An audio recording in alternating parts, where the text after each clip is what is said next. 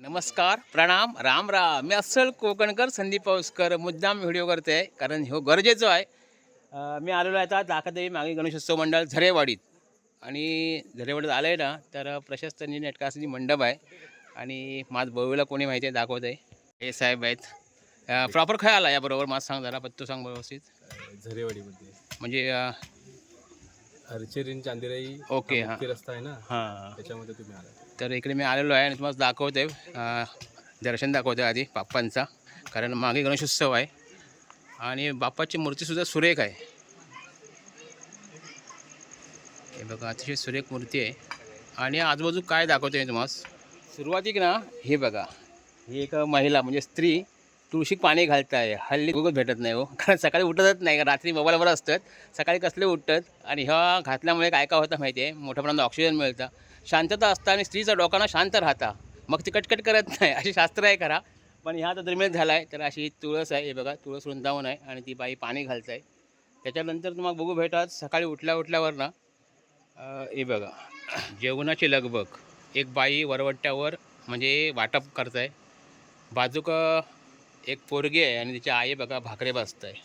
मांजरा बिंदर आहे, म्हणजे कुटुंब दाखवलेला आहे असा. आणि ह्या सगळ्या दुर्मिळ झालेला आहे. चुलीवरचं जेवण आहे आणि ह्यो खरं व्यायामाचा प्रकार आहे. कारण ती स्त्री जेव्हा सकाळी उठताना आणि हे वरवंट्यावर जेव्हा वाटप करताना तेव्हा त्या शरीराची हालचाल होतं आणि तो एक मोठा व्यायाम असतो. पण हल्ली हो व्यायाम कोणाचाच नको आहे. पैसे देऊन व्यायाम करूच जातील आणि कर्मात मरतील.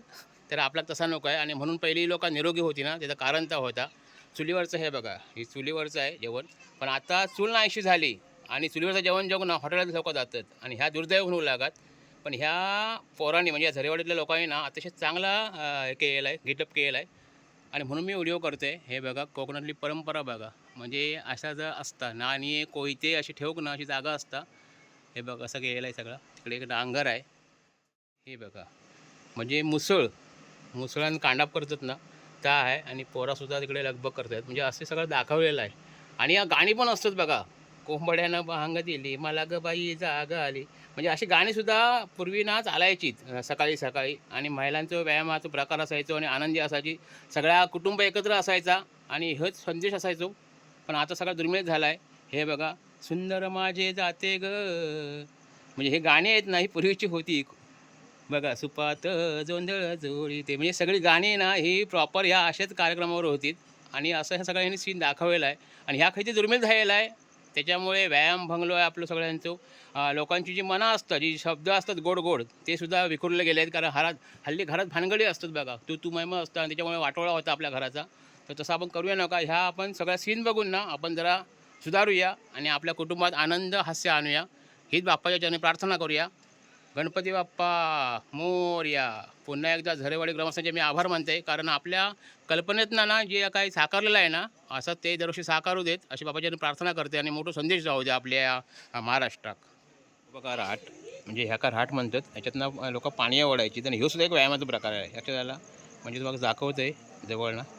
हे बघा, आणि हे सगळी कला आहे ना इकडच्या पोरांनी केलेली आहे. हे बघा सगळं गवताचा मंडप आहे असा. तर मी तुमचे सगळ्यांचे आभार मानते, कारण माझं बोलवला म्हणून नाही, कारण माझं बोलवला निमित्त झाला, कारण माझी सेवा होय देवाच्या चरणी.